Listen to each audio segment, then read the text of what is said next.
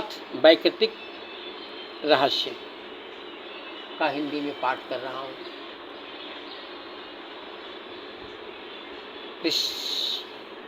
ऋषि कहते हैं, राजन, पहले जिन सत्य प्रधान त्रिगुणमयी महालक्ष्मी के तामसी आदि भेद से 3 स्वरूप बतलाए गए, वे ही सर्वा, चंडिका, दुर्गा, भद्रा और भगवती आदि अनेक नामों से कही जाती है।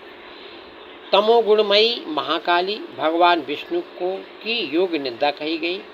मधु और कैटभ का नाश करने के लिए ब्रह्मा जी ने जिनकी स्तुति की थी, उन्हीं का नाम महाकाली है। उनके 10 मुख, 10 भुजाएं और 10 पैर हैं। वे काजल के समान काले रंग की हैं तथा 30 नेत्रों की विशाल पंक्ति से सुशोभित होती हैं। भोपाल उनके दांत और दाढ़ें चमकती रहती हैं। यद्यपि उनका रूप भयंकर है, तथापि वे रूप सौभाग्य, कांति एवं महती संपदा की अधिष्ठान यानी प्राप्ति स्थान है। वे अपने हाथ में खड्ग, बाण, गदा, शूल, चक्र, शंख, भुसुंड, परिधि, धनुष तथा जिससे रक्त चूता रहता है ऐसा कटा हुआ मस्तक धारण करती है। ये महाकाली भगवान विष्णु की दुस्तरी माया है। आराधना करने पर ये चराचर जगत को अपने उपासकों के अधीन कर देती है। महाकाली की उपासना जो करता है, पूरे विश्व उसके अधीन हो जाता है। मैंने इसका प्रत्यक्ष अनुभव किया है। मैं हरिओम शुक्ला, छोटी उम्र में, बहुत छोटी उम्र में मैंने इसका अनुभव किया है। इसकी कथा सुनाएंगे।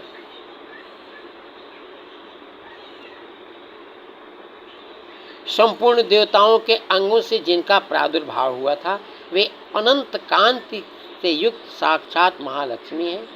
उन्हें ही त्रिगुणमयी प्रकृति कहते हैं तथा वे ही महिषासुर का मर्दन करने वाले। उनका मुख गोरा, भुजाएं श्याम, स्तन मंडल अत्यंत श्वेत, कटिभाग और चरण लाल तथा जंघा और पिंडली नीले रंग की है। अजेय होने के कारण उनको अपने शौर्य का अभिमान है। कट के आगे का भाग बहुरंगे वस्त्र से आच्छादित होने के कारण अत्यंत सुंदर एवं विचित्र दिखाई देता है।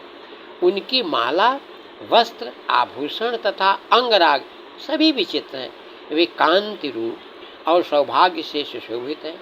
यद्यपि उनकी हजारों भुजाएं हैं, तथापि उन्हें 18 भुजाओं से युक्त मानकर उनकी पूजा करनी चाहिए। अब उनके दाहिनी ओर के निचले हाथों से लेकर बाईं ओर के निचले हाथों तक में क्रमशः जो अस्त्र है उनका वर्णन किया जाता है। अक्षमाला, कमल, बाण, खड्ग, वज्र, गदा, चक्र, त्रिशूल, परश, शंख, घंटा, पास, शक्ति, दंड, चर्म यानी ढाल, धनुष, पानपत्र और कमंडल, इन आयुधों से उनकी भुजाएं विभूषित हैं। वे कमल के आसन पर विराजमान हैं, सर्वदेवमयी हैं तथा सबकी ईश्वरी हैं। राजन, जो इन महालक्ष्मी देवी का पूजन करता है वह सब लोगों तथा देवताओं का भी स्वामी होता है। जो एकमात्र सत्य गुण के आश्रित हो पार्वती जी के शरीर से प्रकट हुई थी तथा जिन्होंने शुंभ नामक दैत्य का संहार किया था, वे साक्षात सरस्वती कही गई है।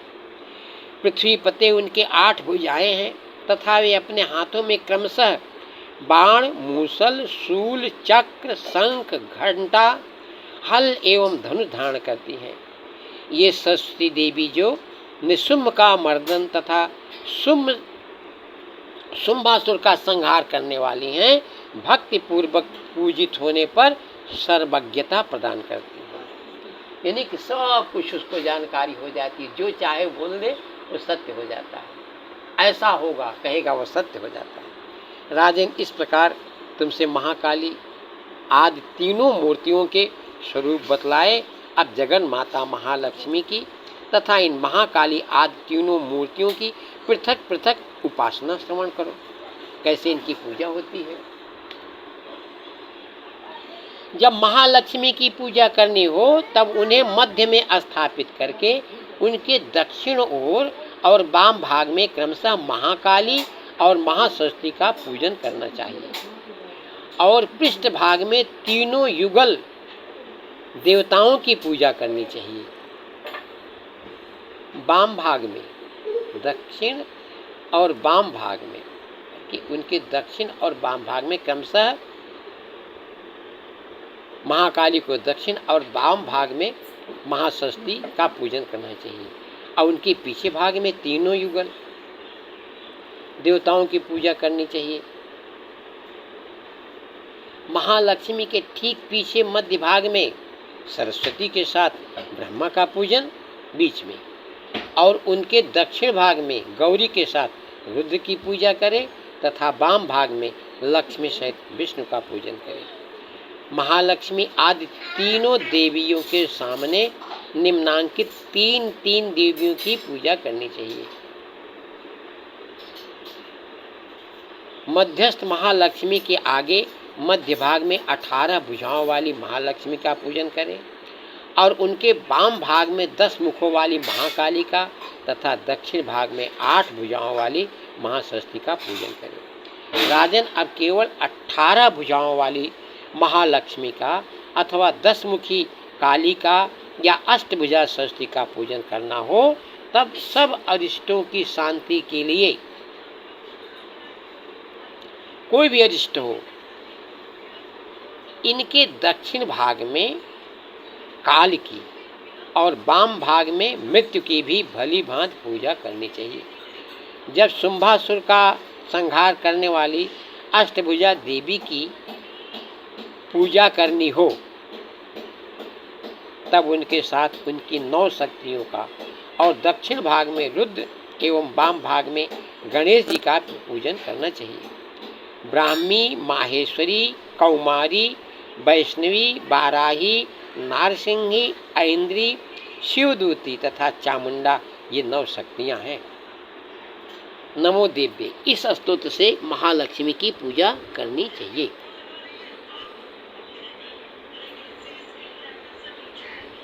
इक्कीस, 23 तथा उनके 3 अवतारों की पूजा के समय उनके चरित्र में जो स्तोत्र हैं और मंत्र आए हैं, उन्हीं का उपयोग करना चाहिए।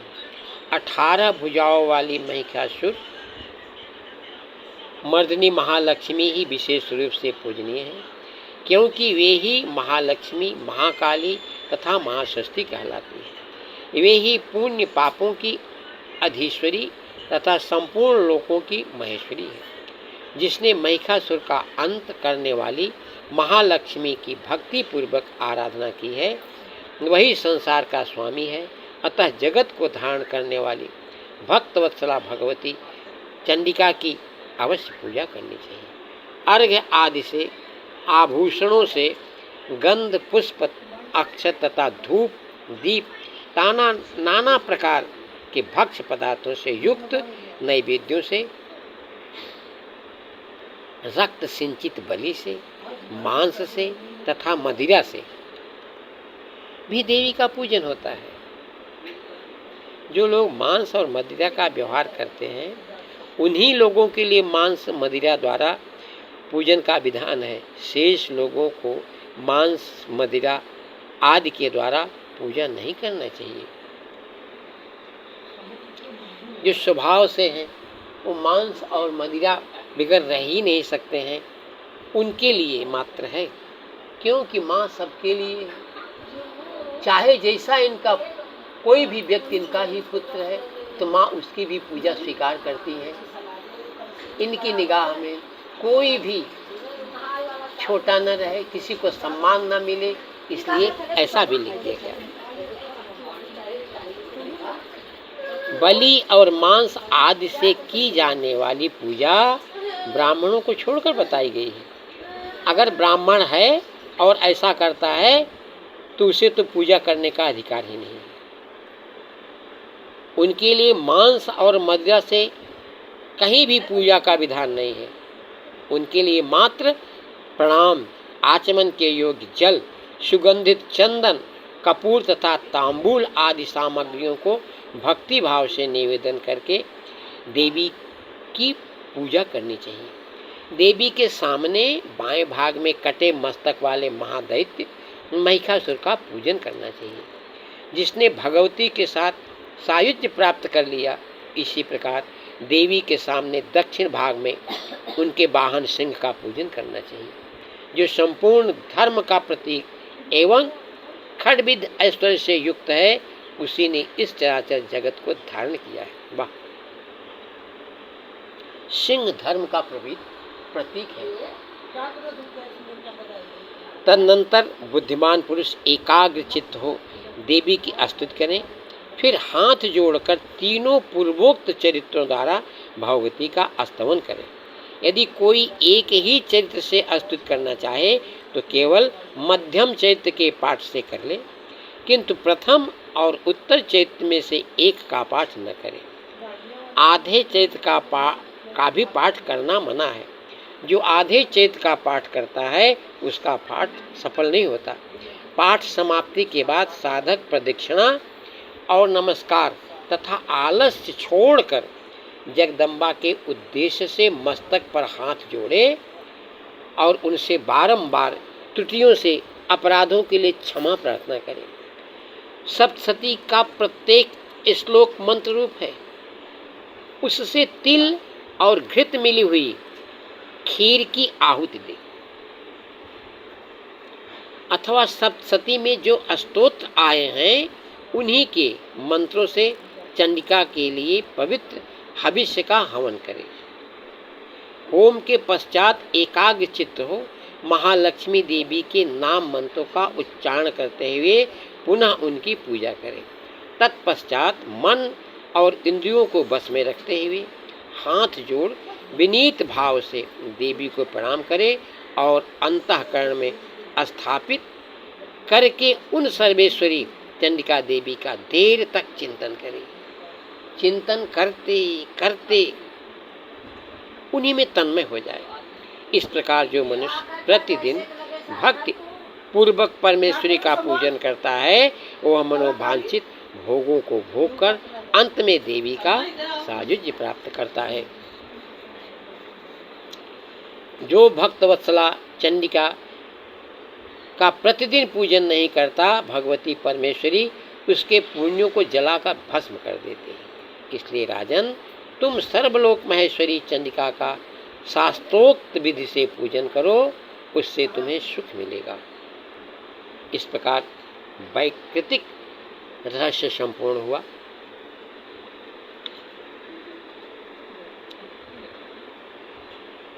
अब हम मूर्ति रहस्यमय का हिंदी में पाठ कर रहे हैं। ऋषि कहते हैं, राजन, नंदा नाम की देवी जो नंद से उत्पन्न होने वाली हैं, उनकी यदि भक्ति पूर्वक स्तुति और पूजा की जाए तो वो तीनों लोकों को उपासक के अधीन कर देती हैं। उनकी श्री अंगों की कांति कनक के समान उत्तम है। वे सुनहरे रंग के सुंदर वस्त्र धारण करते हैं। उनकी आभा सुवर्ण के तुल्य है तथा वे स्वर्ण के ही उत्तम आभूषण धारण करती हैं। उनकी चार भुजाएं कमल, अंकुश, पास और शंख से सुशोभित हैं। वे इंदिरा, कमला, लक्ष्मी, श्री तथा रुक्मांबुजासना यानी सुवर्णमय कमल के आसन पर विराजमान आदि नामों से पुकारी जाती है। निष्पाप नरेश, पहले मैंने रक्त दंतिका नाम से जिन देवी का परिचय दिया है, अब उनके स्वरूप का वर्णन करूंगा। सुनो, वह सब प्रकार के भयों को दूर करने वाली, वे लाल रंग के वस्त्र धारण करती हैं। उनके शरीर का रंग भी लाल ही है और अंग के समस्त आभूषण भी लाल रंग के हैं। उनके अस्त्र, शस्त्र, नेत्र, सिर के बाल, तीखे नख और दांत सभी रक्त वर्ण के हैं, इसलिए वे रक्तदंतिका कहलाते हैं। अत्यंत भयानक दिखाई देती हैं। जैसे स्त्री पति के प्रति अनुराग रखती है, उसी प्रकार देवी अपने भक्त पर माता की भांति स्नेह रखते हुए उनकी सेवा करती है।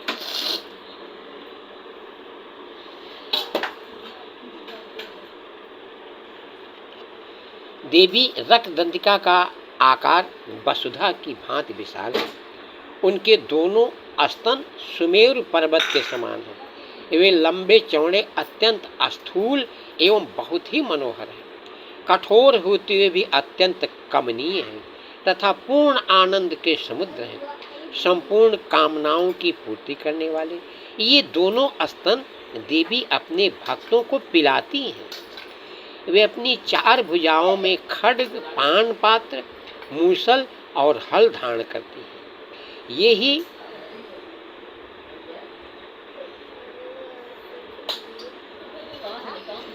मैंने एक भजन गाई है, मैया तेरी गोदी में हम बालक बन आए, मैया तेरी गोदी में हम बालक बन आए, दूध पिए तेरा तुमको बहुत सताए। वही मैया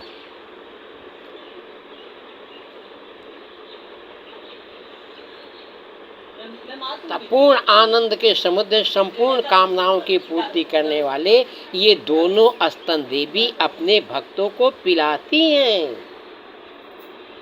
फिर वे अपनी 4 भुजाओं में खड्ग, पान पत्र, मूसल और हल धारण करती हैं। ये ही रक्त चामुंडा और योगेश्वरी देवी कहलाती हैं। इनके द्वारा संपूर्ण चराचर जगत व्याप्त है। जो इन रक्तदंतिका देवी का भक्ति पूर्वक पूजन करता है वह भी चराचर जगत में व्याप्त होता है। वह यथेष्ट भोगों को भोग कर अंत में देवी के साथ सायुज्य प्राप्त कर लेता है। जो प्रतिदिन रक्तदंतिका देवी के शरीर का यह स्तवन करता है उसकी वे देवी प्रेम पूर्वक संरक्षण सेवा करती है। ठीक उसी तरह जैसे पतिव्रता नारी अपने प्रियतम पति की परिचर्या करती रहती है, उनका पैर दबाती है, उनके वस्त्र को साफ करती है, सुबह में उठकर उनके लिए भोजन तैयार कर देती है, ऐसे ही माँ भी अपने भक्तों की सेवा करने लगती है। शाकंभरी देवी के शरीर की कांति नीले रंग की है। उनके नेत्र नील कमल के समान हैं। नाभि नीची है तथा त्रिबली से विभूषित उदर यानी मध्य भाग सूक्ष्म है। उनके दोनों स्तन अत्यंत कठोर, सब ओर से बराबर, ऊंचे, गोल, स्थूल तथा परस्पर सटे हुए हैं। वे परमेश्वरी कमल में निवास करने वाली हैं और हाथों में बाणों से भरी हुई मुष्टि, कमल, शाक समूह तथा प्रकाशमान धनुष धारण करती हैं। वह शाक समूह अनंत मनोवांछित रक्तों से युक्त तथा क्षुधा, त्रिखा और मृत्यु के भय को नष्ट करने वाला तथा फूल, पल्लव, मूल आदि एवं फलों से संपन्न है। वे ही शाकांभरी, साताक्षी तथा दुर्गा कही गई है। वे शोक से रहित, दुष्टों का दमन करने वाली तथा पाप और विपत्ति को शांत करने वाली है। उमा, गौरी, सती, चंडी, कालिका और पार्वती भी वे ही हैं। जो मनुष्य शाकांभरी देवी की स्तुति, ध्यान, जप, पूजा और वंदन करता है वह शीघ्र ही अन्न, पान एवं अमृत रूप अक्षय फल का भागी होता है। भीमा देवी का वर्ण भी नील ही है। उनकी दाढ़ें और दांत चमकते रहते हैं। उनके नेत्र बड़े बड़े हैं। स्वरूप स्त्री का है। स्तन गोल गोल और स्थूल है। वे अपने हाथों में चंद्रहास नामक खड्ग, डमरू, मस्तक और पान पात्र धारण करती हैं। वे ही एक बीरा, कालरात्रि तथा कामदा कहलाती हैं और इन नामों से प्रशंसित होती है। भ्रामरी देवी की कांति विचित्र अनेक रंग की है।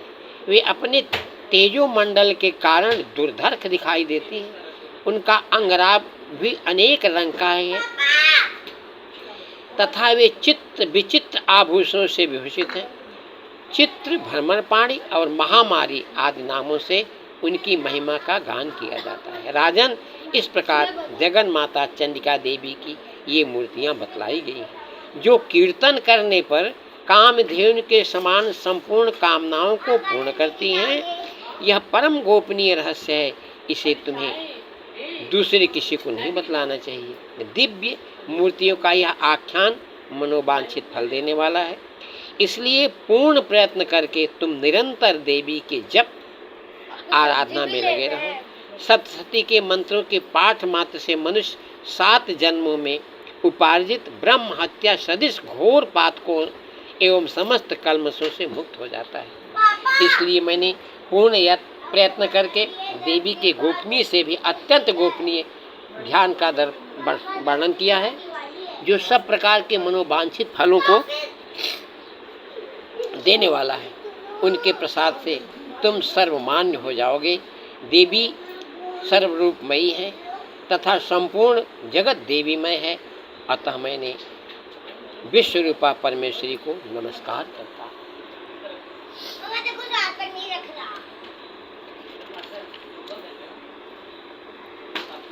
ये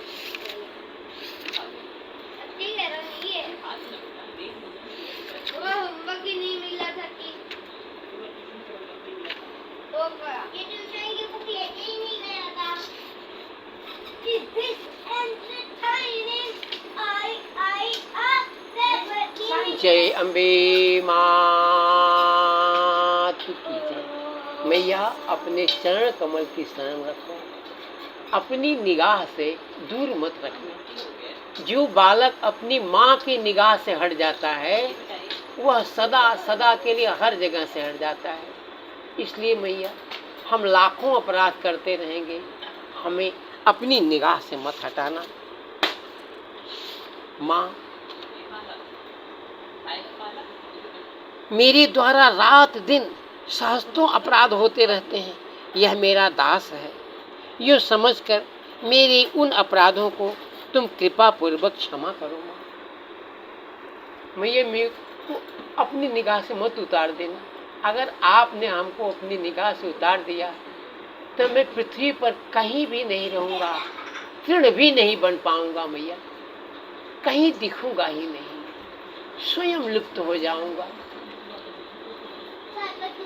परमेश्वरी, मैं आवाहन नहीं जानता, विसर्जन करना नहीं जानता तथा भोजन करने का ढंग भी नहीं जानता, क्षमा करो। देवी सुरेश्वरी, मैंने जो मंत्रहीन, क्रियाहीन और भक्तिहीन पूजा किया है वह सब आपकी कृपा से पूर्ण हो। सैकड़ों अपराध करके भी जो तुम्हारी शरण में जा जगदम्बा कहकर पुकारता हो, जगदम्बा जगदम्बा जगदम्बा, माँ ऐसा खाली पुकारता हो, उसे वह गति प्राप्त होती है जो ब्रह्मा देवताओं के लिए भी सुलभ नहीं है। जगदम्बिके, मैं अपराधी हूँ, इसको स्वीकार कर लेना ही।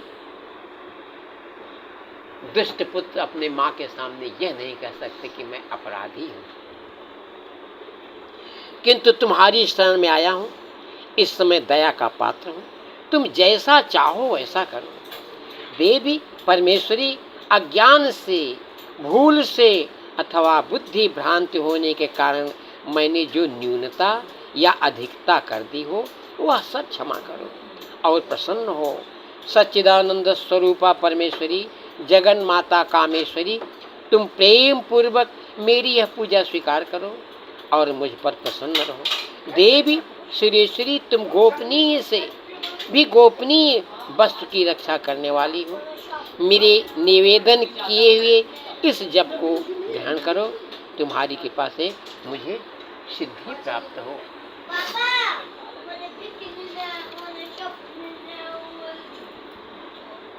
अब यह क्षमा प्रार्थना भी मैं संस्कृत में पढ़ दे रहा हूँ। अपराध सहस्राणि क्रियन्ते अहर्निशं मया, दासो अयमिति मां मत्वा क्षमस्व परमेश्वरी। आवाहनं न जानामि विसर्जनं, पूजाञ्चैव न जानामि क्षम्यतां परमेश्वरी। मंत्रहीनं क्रियाहीनं भक्तिहीनं सुरेश्वरी, यत्पूजितं मया देवी परिपूर्णं तदस्तु मे।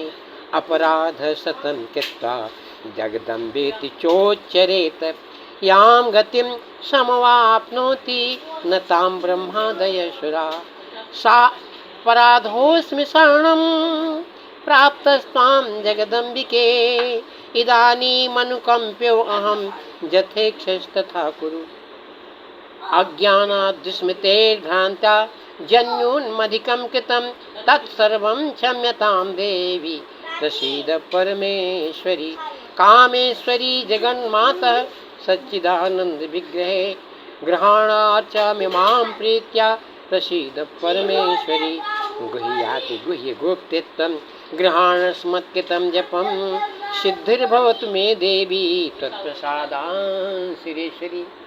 हे विश्वेश्वरी मैया, आपके चरण कमल में मेरा वास हो, आपके शब्द स्वरूप में मेरा शब्द, जो आपके पुत्र हैं, जो आपका ध्यान करते हैं, मेरे मित्र हैं, मेरा भी ध्यान करते हैं, वे सुहृद हैं। मैं सबको आपकी तरफ से आशीर्वाद दे रहा हूँ और अपने तरफ से साधुवाद दे रहा हूँ। मैया, आप सबके ऊपर कृपा करो और शब्द स्वरूप में सबके यहाँ पहुँचकर सबको आनंद प्रदान करो। जगदम्बे मातु की जय।